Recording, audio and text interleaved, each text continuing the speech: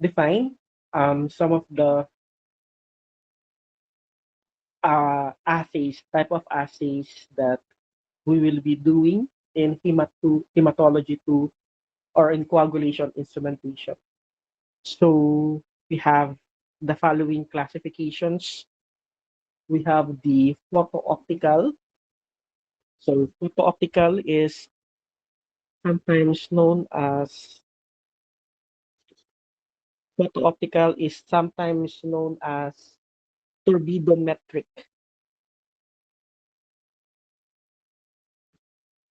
Okay. And then we have the nephelometric. So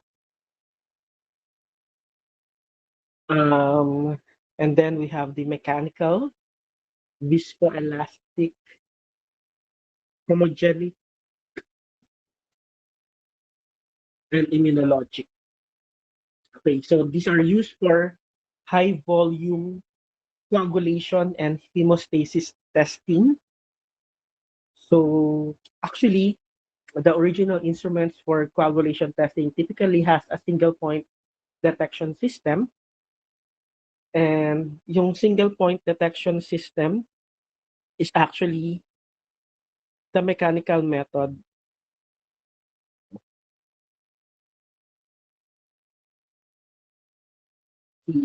So So as you can see here, for photo, optical, and nephelometric, you are to observe the clot formation. But for the mechanical and viscoelastic, okay, you are to feel the clot formation. Okay. On the other hand, the chromogenic is known as sometimes it is known as colorimetric, and sometimes it is known as amidolytic. So it is based on the principle that there will be color change. So which means that you usually read the optical density at 405 nanometer. So, and then of course we have the immunologic. So immunologic involve of course the enzyme labeled antibodies or labeled antibodies for that matter. So nowadays instrumentation for modern hemostasis clinical laboratory incorporate all three endpoint mechanisms into one platforms. So these are the things that we'll try to discuss. So let's discuss first the so-called photo-optical clot endpoint detection. Okay. So here we are using polychromatic light. Okay. So the polychromatic light, okay, so this is the source of the polychromatic light is focused by a collimator. And so the purpose of collimator here is to concentrate the light so that it will be, once it is concentrated, it will now easily pass at one direction into the filter. So once it is concentrated, we are now able to call it monochromatic light. So the monochromatic light, so this is now the monochromatic light, it will pass through the fiber optics and focus onto the reaction cuvette where the plasma specimen is held. So, as fibrin is formed, so ibig sabihin ng fibrin, there is already a clot formation. So what will happen? The opacity increases. So kapag nag-increase yung opacity, the intensity of light reaching the sensor decreases. Kasi 'di ba pag sinabi nating opacity, lumabo. Bakit lumabo? Kasi hindi na clear yung solution. Nagkaroon na ng fibrin clot formation. So lumabo.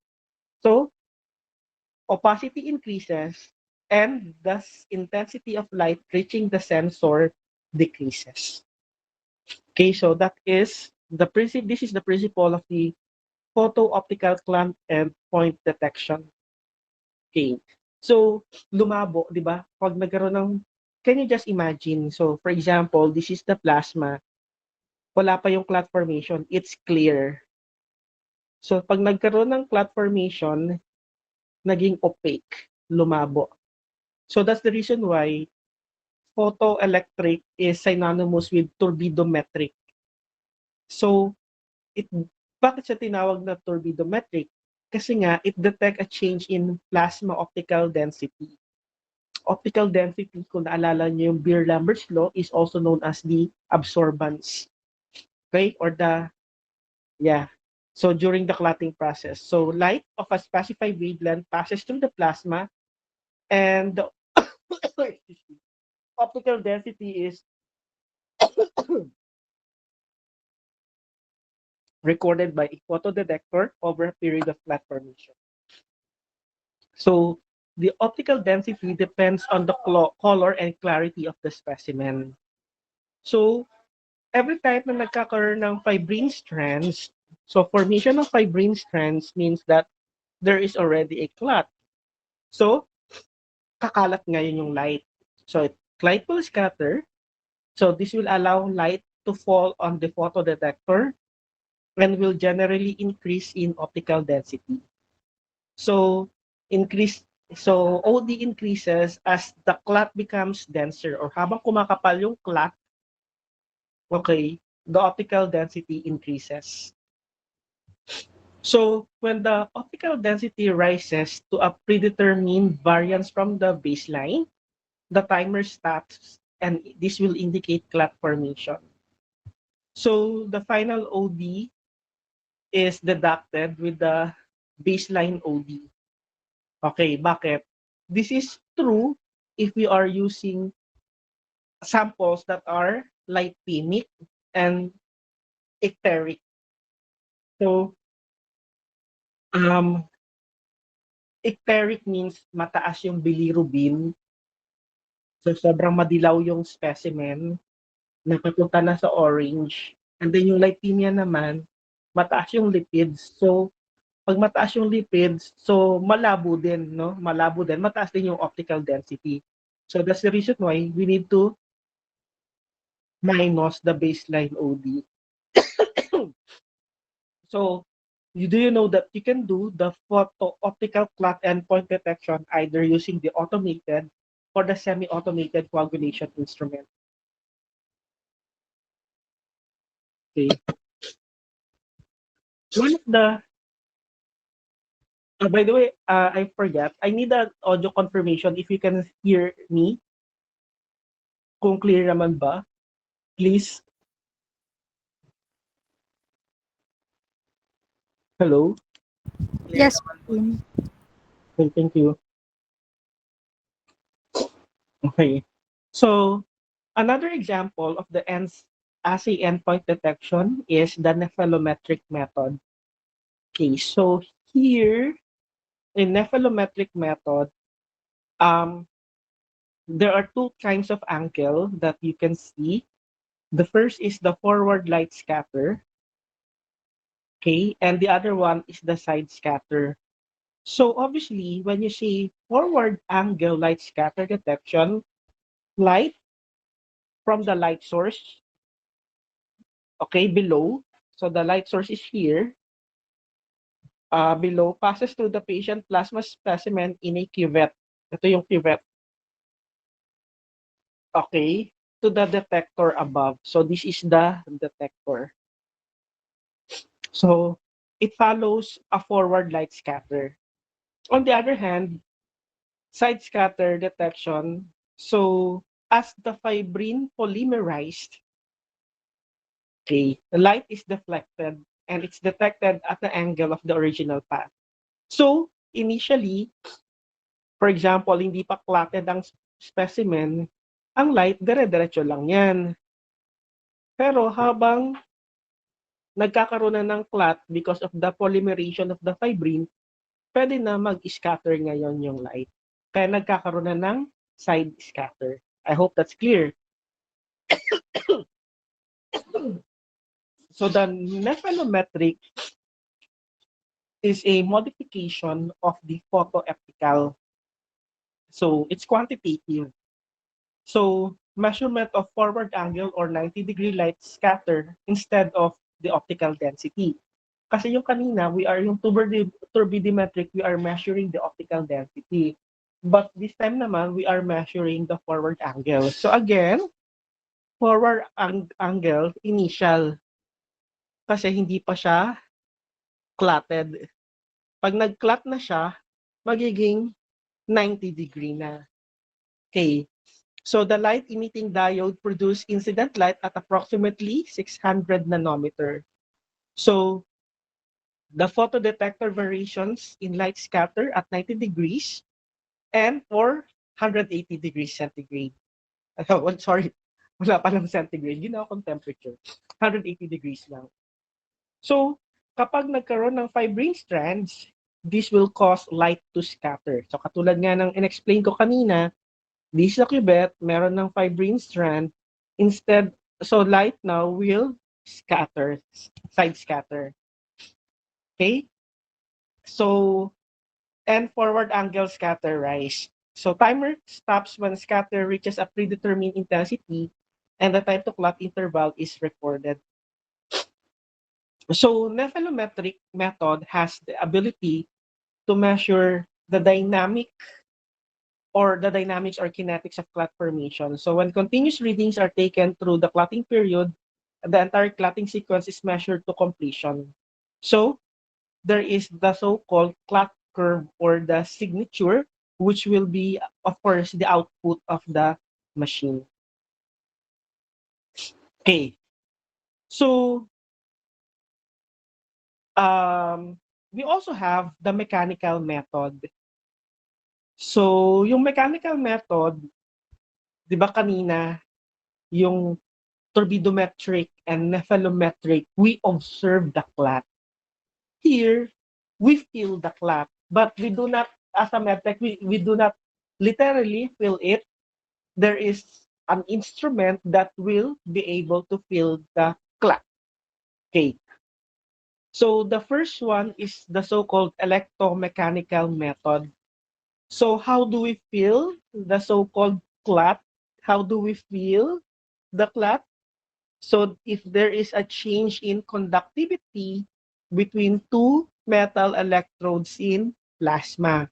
So the first semi-automated instrument that utilizes this method was actually manufactured by BBL Fibrometer. So that's the commercial name.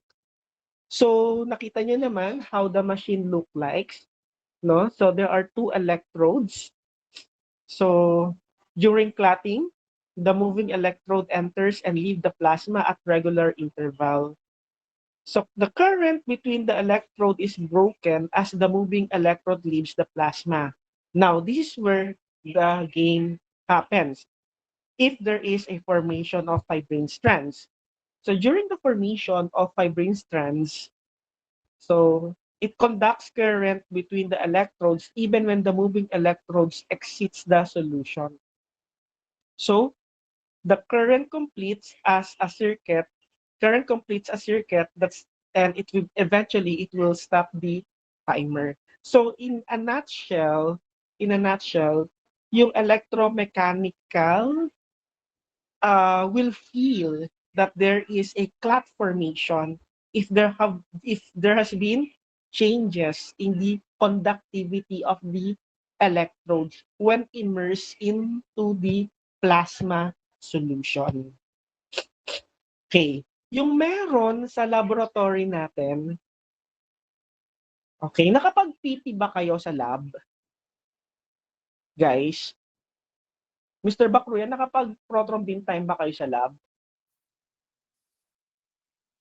Partial thromboplastin time? Hoy, tinatanong ko kayo. Yes po din. Ayan. Nung nag PT kayo sa lab, ginamit niyo yung machine natin? Yes po. Di ba napansin niyo merong electromagnetic beads doon, yung silver na bilog? Napansin niyo ba yon?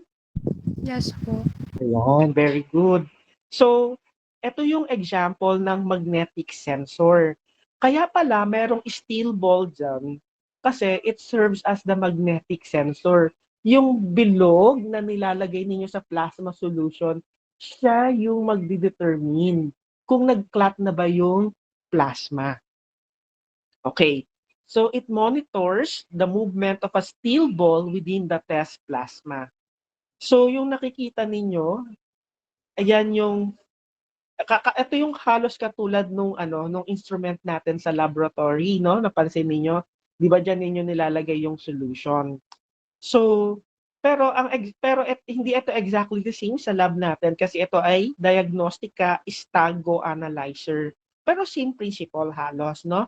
So the electromagnetic field detects the oscillation. Ang ibig sabihin ng oscillation yung pag-ikot, okay, ng steel ball within the plasma reagent solution. So, as there is a fibrine formation, nagiging mas viscous. Okay, yung viscosity starts to increase. So pag nagiging mas viscous, parang mas nagiging semi-solid na yung liquid. So kapag semi-solid na yung liquid, this will slow the movement of the ball. So the oscillation will decrease to a predefined rate. The timer stops, indicating the clotting time of the plasma.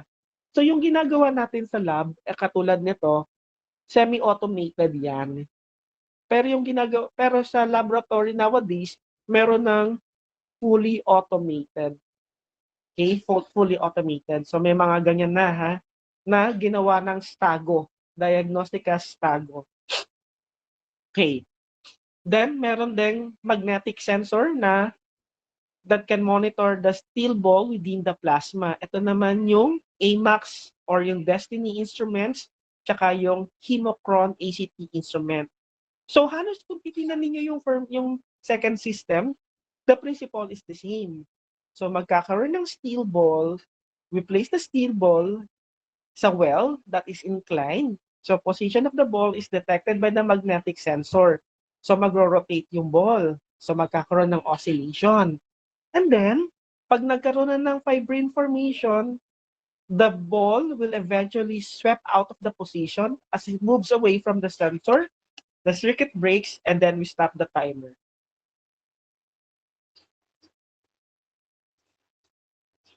So yun yung principle ng magnetic sensor naman ng AMAX.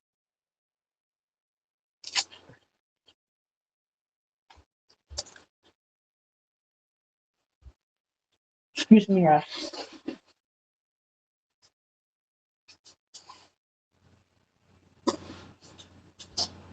Okay.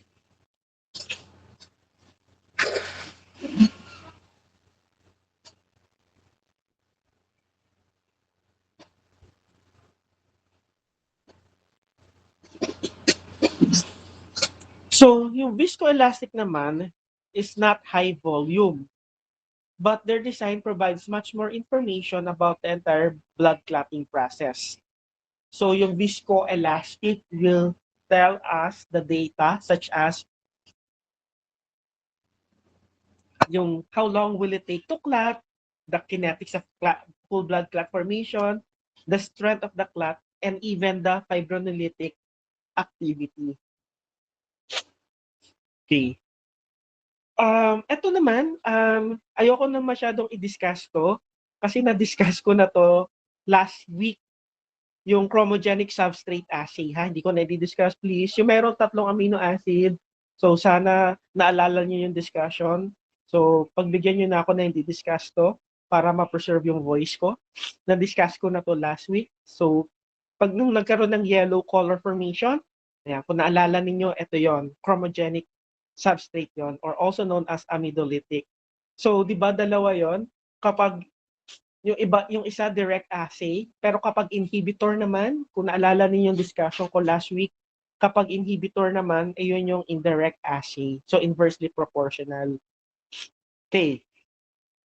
Actually, itong immunologic light absorbance, this one is the newest assay available for routine coagulation testing. So this is based on antigen-antibody reaction. So it uses light absorbance. Okay. So yung bakit naging antigen antibody sa HEMA2? Paano nangyari yun? Kasi, for example, gusto mong mag-measure ng D-dimer. So, yung D-dimer, yun yung analyte mo. Okay? So, yung analyte mo, that will serve as an antigen. So, dapat, meron kang latex microparticles. Para kung makikita nyo to, okay, yung latex microparticles, kuwari, ito yon, are actually coated with antibodies. Yung antibodies na to are antibodies against analyte. So for example, kung ang analyte mo ay D-dimer, so dapat yung monoclonal antibodies na coated sa latex particle should be anti-D-dimer. So depende. For example, you want to measure a certain analyte, so kailangan yung monoclonal antibodies na naka-coat sa latex particle should be the antibodies against, specific antibodies against the analyte. So here, so ito yung analyte na nasa solution. So nag-add ka ng particles. So pag nag-add ka ng particles, pag nag-add ka ng particles, magbabind, sorry, magbabind ngayon yung antibody, yung mali yung drawing ko, ganito pala dapat.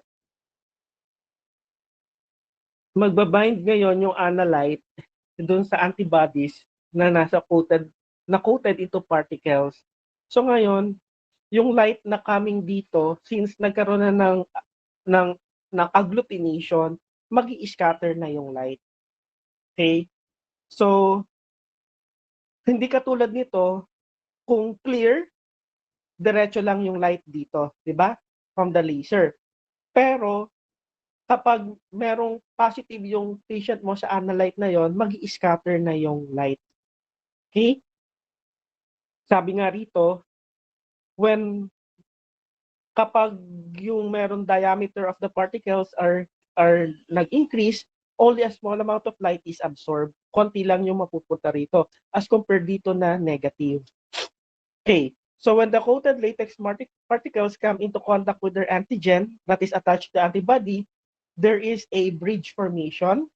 So mag-agglutinate yung particles, and then the diameter of agglutinates increase the relative to the wavelength of the monochromatic